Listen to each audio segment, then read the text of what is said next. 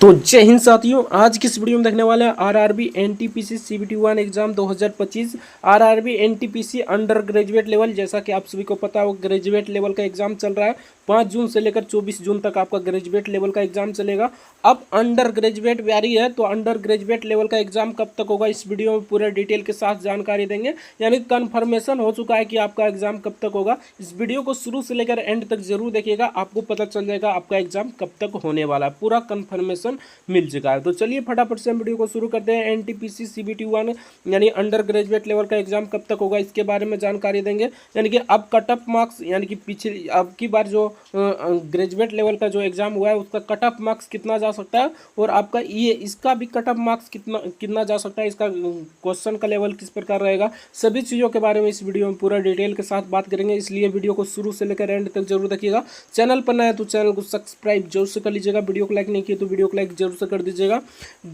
यानी क्वेश्चन का difficulty level किस प्रकार रहेगा, क्वेश्चन किस प्रकार पूछा जाएगा, मॉडरेट पूछा जाएगा, हार्ड पूछा जाएगा, नॉर्मल पूछा जाएगा या पूरा हल्का पूछा जाएगा, सभी चीज़ों के बारे में इस वीडियो में पूरा डिटेल के साथ बताएंगे। और आपका एग्जाम कब तक होगा ये तो कंफर्मेशन मिल चुका है कि आपका एग्जाम कब तक होगा। तो इस वीडियो को शुरू से लेकर एंड तक जरूर देखिएगा, आपको भी पता चल जाएगा। तो चलिए फटाफट से हम वीडियो को शुरू करते हैं। तो चलिए फ्रेंड्स, पहले जान लेते हैं कि आपका पेपर का लेवल कैसा रहेगा। यानी अंडर ग्रेजुएट लेवल का पेपर का लेवल कैसा रहेगा। जैसा कि ग्रेजुएट लेवल का एग्जाम 5 जून से लेकर 20 जून का देखें तो पेपर का लेवल बिल्कुल मॉडरेट था। यानी कि ग्रेजुएट लेवल का बात कर रहे हैं, उसके बाद अंडर ग्रेजुएट का बात करेंगे कि आपका पेपर का लेवल कैसा रह सकता है। अटेम्प्ट छात्रों ने एवरेज अटेम्प्ट 70 किया, और यहाँ पर अटेंडेंस करीब 50% रहा है। यानी कि आपका ग्रेजुएट लेवल में अटेंडेंस 50% यानी 50% रहा है। उसके बाद बात करें एग्ज़ाम पैटर्न की, तो एग्ज़ाम पैटर्न भी यानी कि एग्ज़ाम पैटर्न जैसा कि यानी कि आपका जीके और जीएस में 40 प्रश्न पूछा जाता है तो 40 प्रश्न पूछा गया। उसके बाद मैथ में आपका 30 प्रश्न पूछा जाता है तो 30 प्रश्न पूछा गया। और आपका रीजनिंग में 30 प्रश्न पूछा जाता है तो 30 प्रश्न ही पूछा गया। और इसमें मिसलेनियस पूछा गया, यानी कि सब मिक्सिंग था। यानी कि एक नंबर में आ गया आपका मान लीजिए जीके जीएस, तो दूसरा नंबर में रीजनिंग भी आ सकता है, तीसरा नंबर में आपका मैथ भी आ सकता है। तो कुछ इस प्रकार क्वेश्चन पूछा गया था। पैटर्न वाइज नहीं पूछा गया था, यानी कि मैथ का अलग सेक्शन नहीं बनाया गया था, रीजनिंग का अलग सेक्शन नहीं बनाया गया, यानी सेक्शन वाइज यहाँ पर क्वेश्चन नहीं पूछा गया था। तो कुछ इस प्रकार पैटर्न है, आप देख लीजिएगा। बाकी डिफिकल्टी लेवल की बात करें तो डिफिकल्टी लेवल आपका मैथ में देखने को मिला है, उसके बाद रीजनिंग में। बाकी जीके और जीएस में जो जानते हैं वही मारिएगा। इसमें डिफिकल्टी लेवल क्या होता है, जीके जीएस में डिफिकल्टी लेवल नहीं होता है, मैथ और रीजनिंग में यहाँ पर डिफिकल्टी लेवल होता है। मैथ में बात करें तो 3-4 प्रश्न ऐसा था जो कैलकुलेटिव था, जो बनाइएगा तब फिर भी नहीं बनेगा, यानी कि पूरा ही कैलकुलेटिव था। यानी कि इसको छोड़ देना ही मतलब कि इसको बनाना ये आपको बेवकूफ़ी है। यानी कि इसको बनाइएगा तो उधर भी क्वेश्चन छूट जाएगा, आपका जो क्वेश्चन हल्का रहेगा वो भी क्वेश्चन प्रेशर की वजह से छूट जाएगा और गलत भी हो सकता है, इसलिए इसको बनाना ये आपको बेवकूफ़ी है। बाकी रीजनिंग में बात करें तो रीजनिंग में भी आपका हो गया सिटिंग अरेंजमेंट, उसके बाद पजल हो गया। यानी कि 2 ही टॉपिक ऐसा है जो फंसा रहा है, बाकी सब आराम से बना रहा है। सिटिंग अरेंजमेंट और पजल यहाँ पर फंसा रहा है। कोडिंग डिकोडिंग हो गया, ये आराम से बना रहा ले रहा है ना। और यहाँ पर सब कुछ अच्छे से चल रहा है, लेकिन यहाँ पर 2 ही चीज़ में फंस रहा है, एक कोडिंग डिकोडिंग में, एक पजल में। तो दोनों को अच्छे से टैकल कीजिएगा। इसमें 3 से 4 मिनट ले रहा है क्वेश्चन, एक क्वेश्चन को सोल्व करने में आपको 3 से 4 मिनट ले रहा है, पजल में और सिटिंग अरेंजमेंट में। तो दोनों को अच्छे से मैनेज कीजिएगा। अभी से आप मतलब उस पर फोकस कीजिएगा, यानी पजल पर और सिटिंग अरेंजमेंट पर। तो कुछ इस प्रकार है। बाकी आपका सेफ अटेम्प्ट क्या रह सकता है, तो किसी भी कैटेगरी से जितना क्वेश्चन जाते हैं मैक्सिमम से मैक्सिमम आप अटेम्प्ट कीजिए, लेकिन 70 से प्लस ही आपको अटेम्प्ट करना है। अगर 70 से नीचे कीजिएगा तो वैसे भी आप फेल हो जाइएगा, ठीक ना। तो यहाँ पर देख सकते हैं 70 से प्लस ही आपको अटेम्प्ट करना है। तो कुछ इस प्रकार है। अब बात करते हैं कि आपका अंडर ग्रेजुएट लेवल का। तो अंडर ग्रेजुएट लेवल की बात करें कि पेपर का लेवल कैसे रहने वाला, यानी कि अभी तो बात कर रहे थे ग्रेजुएट लेवल का जो एग्जाम हुआ है 5 जून से लेकर 20 जून तक, इसका बात कर रहे थे। लेकिन अब हम बात करते हैं अंडर ग्रेजुएट लेवल का जो एग्जाम होने वाला है उससे रिलेटेड, ठीक ना। तो यहाँ पर देख सकते हैं पेपर का लेवल कैसा रहने वाला। तो जैसा कि यहाँ पर देख सकते हैं ग्रेजुएट लेवल में आपका मॉडरेट रहा है, तो इससे थोड़ा सा नॉर्मल ही पूछेगा, क्योंकि ये अंडर ग्रेजुएट लेवल का एग्जाम है। आप सभी को पता होगा 12th लेवल पर फॉर्म आता है, तो इसमें थोड़ा सा नॉर्मल रहेगा, लेकिन थोड़ा सा रहेगा, ज़्यादा नहीं, ठीक ना। यानी कि ज़्यादा हार्ड भी नहीं रहेगा और थोड़ा सा नॉर्मल ही रहेगा, इस क्वेश्चन के मुकाबले थोड़ा सा नॉर्मल ही रहेगा। बाकी आप यहाँ पर देख सकते हैं अटेम्प्ट की बात करें तो अटेम्प्ट आपको यहाँ पर आपको मानकर चलना है कि हमें 70 प्लस ही करना है, या जितना क्वेश्चन जानते हैं उतना कीजिएगा मैक्सिमम, लेकिन आपको लेकर चलना है कि 70 प्लस हमें अटेम्प्ट कर कर आना है। किसी की भी कैटेगरी से हैं आप तो 70 प्लस अटेम्प्ट कर कर आना है। अटेंडेंस की बात करें तो इसमें भी अटेंडेंस कुछ खास नहीं रहने वाला है, यानी 50% ही रहने वाला है। रेलवे में हर एक एग्जाम में देखा जाता है अटेंडेंस तो 50% ही रहता है, तो अटेंडेंस भी मान लीजिए 50% ही रहने वाला है। थोड़ा बहुत बढ़ेगा लेकिन ज़्यादा नहीं बढ़ेगा, 60% तो कभी नहीं जाने वाला है। आगे बात करते हैं कि आपका एग्जाम पैटर्न, तो एग्जाम पैटर्न हूबहू इसी प्रकार रहेगा, यानी कि आपका मिसलेनियस ही रहेगा, यानी कि सब्जेक्ट वाइज नहीं दिया जाएगा क्वेश्चन, मिसलेनियस ही रहेगा। मान लीजिए एक नंबर में आपका मैथ आ गया तो दूसरा नंबर में रीजनिंग भी आ सकता है, जीके और जीएस भी आ सकता है, तो कुछ इस प्रकार क्वेश्चन पूछा जाएगा। और सेफ अटेम्प्ट तो आपको यानी डिफिकल्टी लेवल तो 3-4 प्रश्न ऐसा रहेगा जो आपको घुमाएगा, लेकिन उसके फेरा में आपको नहीं पढ़ना है, यानी 3-4 क्वेश्चन वैसा रहेगा जो आपको घुमाएगा कि आराम से बन जाएगा, लेकिन उस पर लगिएगा ना तो 3 से 4 मिनट खा जाएगा। तो उस प्रकार के क्वेश्चन एक बार बनाइए, ठीक ना, एक बार फटाफट से बनाइए। अगर नहीं बनता है तो फटाक से ना उसको छोड़िए, इग्नोर कीजिए और अगला क्वेश्चन देखिए, क्योंकि उस क्वेश्चन में बाजिएगा तो वो क्वेश्चन ऐसा सेट ही करता है, एग्जामिनर ऐसा सेट ही करता है कि मतलब कि लड़का उसमें बाजे और आगे छोड़े, यानी कि हल्का क्वेश्चन छोड़े। और यानी कि इस क्वेश्चन यानी कि एक क्वेश्चन जो डिफिकल्टी लेवल रहेगा उसको आप बनाइएगा, तो उसके प्रेशर में आपका जो नॉर्मल क्वेश्चन होगा वो भी गलत होगा, इसलिए उस क्वेश्चन को इग्नोर करना ही आपके लिए फ़ायदा है। तो डिफिकल्टी लेवल में आपको इग्नोर करना है प्रश्न को। अगर जानते हैं, मान लीजिए आप बहुत धुरंधर छात्र हैं और आप जानते हैं, तो अभी भी नहीं बनाइए, आप पूरा बना लीजिएगा। वहाँ पर मार्क ऑफ रिव्यू आता है, ठीक ना, मार्क फॉर रिव्यू आता है, तब उसको बनाइएगा। यानी कि जिसमें 3 से 4 मिनट लग रहा है क्वेश्चन में, यानी कि 1 मिनट प्लस लग रहा है जिसमें क्वेश्चन में, तो उसको क्वेश्चन पहली बार तो आपको अटेम्प्ट नहीं करना है उस क्वेश्चन को, क्योंकि इस क्वेश्चन के चक्कर में आगे और भी क्वेश्चन आपको छूटने वाला है और गलत भी हो सकता है, इसलिए उस क्वेश्चन को इग्नोर कर कर आगे चलना है। और जो भी क्वेश्चन मिलेगा नॉर्मल, मान लीजिए एक मिनट के अंदर आपको बन रहा है, उसको बनाकर फटाफट से चलिए, ठीक ना। एक राउंड में आपको वैसे क्वेश्चन चुनना है जो 1 मिनट के अंदर आपको बन जाए, वही क्वेश्चन आपको चुनना है, यानी कि जिसमें आपको यानी कन्फर्मेशन पूरा है कि हाँ ये 100% सही होगा तो सही होगा, उसी क्वेश्चन को बनाना है। उसके बाद सेकंड राउंड में वो सब क्वेश्चन देखिएगा, ठीक ना। लेकिन आप फर्स्ट ही राउंड में मान लीजिए जो डिफिकल्ट क्वेश्चन है उस पर लग जाइएगा, तो उसके प्रेशर की वजह से आपका जो नॉर्मल क्वेश्चन होगा वो भी गलत हो जाएगा, यानी जो सही होने वाला रहेगा वो भी गलत हो जाएगा। तो इस प्रकार आपको अटेम्प्ट करना है।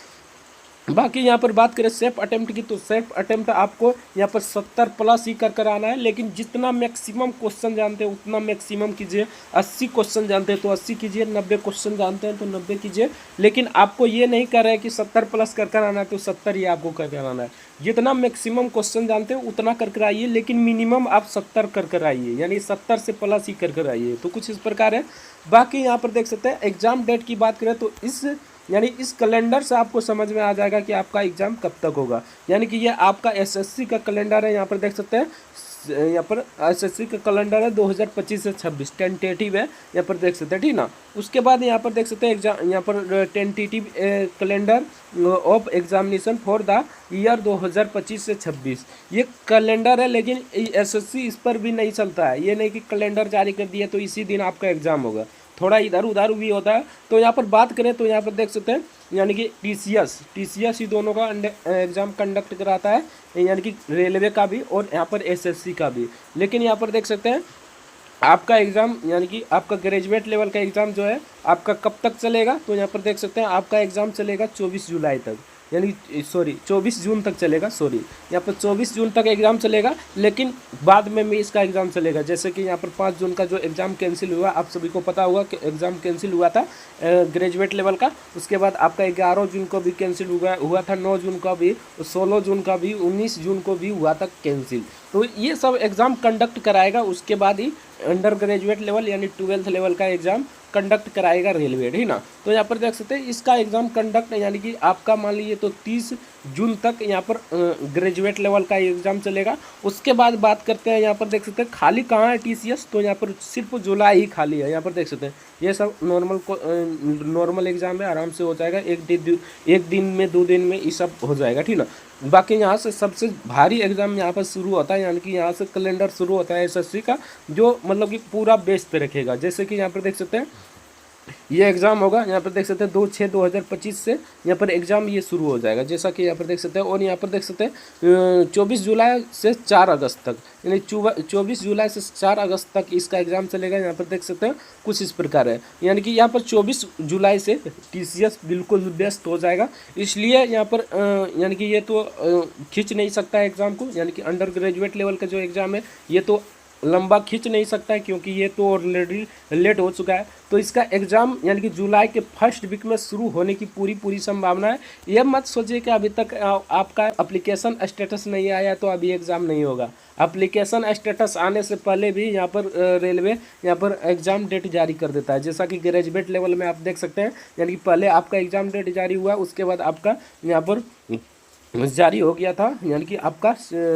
Application status. तो एप्लीकेशन स्टेटस मत जानिए कि आपका मतलब एप्लीकेशन स्टेटस 1 मंथ पहले जारी होगा, उसके बाद आपका यानी कि कैलेंडर आएगा कि आपका एग्ज़ाम होगा, यानी 1 मंथ पहले आपको नहीं बताएगा, यानी 10 से 15 दिन में आपका एग्ज़ाम भी करा लिया जाएगा। रेलवे इस प्रकार कर रहा है, तो आप अभी से तैयारी करते रहिए नहीं ना। आपका एग्ज़ाम डेफिनेटली जुलाई के फर्स्ट वीक में शुरू होने वाला है, जैसा कि यहाँ पर देख सकते हैं। TCS अगर यहाँ पर जुलाई में कंडक्ट नहीं कराती है तो सिंपल सा आपको यहाँ पर नवंबर दिसंबर में एग्ज़ाम देखने को मिलेगा NTPC अंडर ग्रेजुएट लेवल का। तो इतना तो रेलवे नहीं खींच सकता है यार, इतना दूर तक रेलवे नहीं खींच सकता है, इसलिए एग्ज़ाम की तैयारी कीजिए, बाकी एग्ज़ाम जल्द ही कंडक्ट करा लिया जाएगा। तो कुछ इस प्रकार जानकारी है, बाकी वीडियो कैसा लगा कमेंट करके जरूर बताइएगा। बाकी आप ओवरऑल में बताते हैं कि आपका एग्ज़ाम कब तक होगा, तो जुलाई के फर्स्ट वीक में डेफिनेटली आपका एग्ज़ाम शुरू होने की 90% गारंटी है, ठीक ना। बाकी 10% की गारंटी हम नहीं लेते हैं, क्योंकि 10% में कुछ भी हो सकता है। तो 90% चांसेस है कि आपका यानी कि आपका जुलाई के फर्स्ट वीक में आपका एग्ज़ाम शुरू हो जाएगा। बाकी देखते हैं क्या होता है, ठीक ना। अभी 10 दिन बाकी है, 10 दिन में देख लेते हैं क्या होता है। बाकी वीडियो कैसा लगा कमेंट करके जरूर बताइएगा। और यही आपका पैटर्न रहने वाला है जो आपका NTPC ग्रेजुएट लेवल में पूछा गया, यानी कि जैसे कि आप एग्जाम्पल के तौर पर समझिए, ठीक ना। यहाँ पर आपका RPF SI का एग्ज़ाम हुआ था, उसके बाद कांस्टेबल का एग्ज़ाम हुआ था। RPF SI में थोड़ा सा डिफिकल्टी क्वेश्चन पूछा गया था, यानी थोड़ा सा डिप क्वेश्चन पूछा गया था।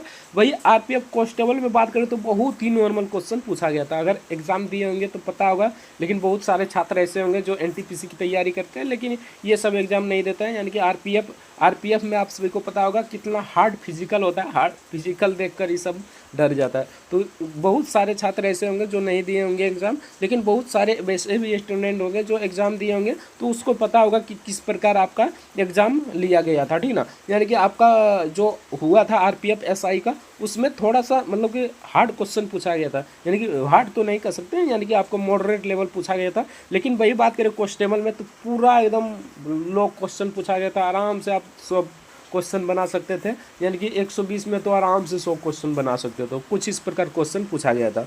तो कुछ इसी प्रकार का देखने को मिलेगा आपका अंडर ग्रेजुएट लेवल में भी, लेकिन RPF कांस्टेबल की तरह नहीं होगा, क्योंकि यहाँ पर फॉर्म भी अधिक आ चुका है, ठीक ना। यानी कि फॉर्म अधिक रहता है तो क्वेश्चन थोड़ा सा मतलब कि मॉडरेट लेवल बनाता है, क्योंकि यहाँ पर स्टूडेंट भी भारी भड़कम में होता है, तो स्टूडेंट का कंपटीशन भी भारी भड़कम होता है, इसलिए यहाँ पर नॉर्मल क्वेश्चन बना देगा। तो वैसे तो यहाँ पर कटअप कितना चल जाएगा, तो कुछ इस प्रकार इसी सिचुएशन को देखते हुए मॉडरेट लेवल क्वेश्चन बनाया जाता है। बाकी आपको मॉडरेट लेवल पूछे या हार्ड लेवल पूछे, जो पढ़े हैं उसको पढ़िए, रिविजन कीजिए, जो पढ़ रहे हैं वही सब पढ़ रहा है, ठीक ना। यानी कि पढ़ने वाला का ही रिजल्ट होता है, बाकी जो नहीं पढ़ता है उसका तो डेफिनेटली रिजल्ट नहीं होता है। तो आपको ये मत सोचना है कि आपका मतलब कि नॉर्मल क्वेश्चन पूछेगा, हार्ड क्वेश्चन पूछेगा, जैसा पूछेगा सबका पूछेगा यार। तो कुछ इस प्रकार आपको तैयारी करना है। तो आई होप आप सभी को समझ में आ गया होगा, यानी जुलाई के फर्स्ट वीक में आपका एग्जाम डेफिनेटली शुरू हो जाएगा, इसलिए एग्जाम की तैयारी करते रहिए। बाकी वीडियो का सारा कमेंट करके जरूर बताइएगा। रेलवे की पल पल अपडेट के लिए हमारे चैनल को सब्सक्राइब करना ना भूलिएगा। मिलते हैं नेक्स्ट वीडियो में किसी नेक्स्ट टॉपिक के साथ, तब तक के लिए जय हिंद, जय भारत, वंदे मातरम। वीडियो देखने के लिए आपका बहुत बहुत धन्यवाद।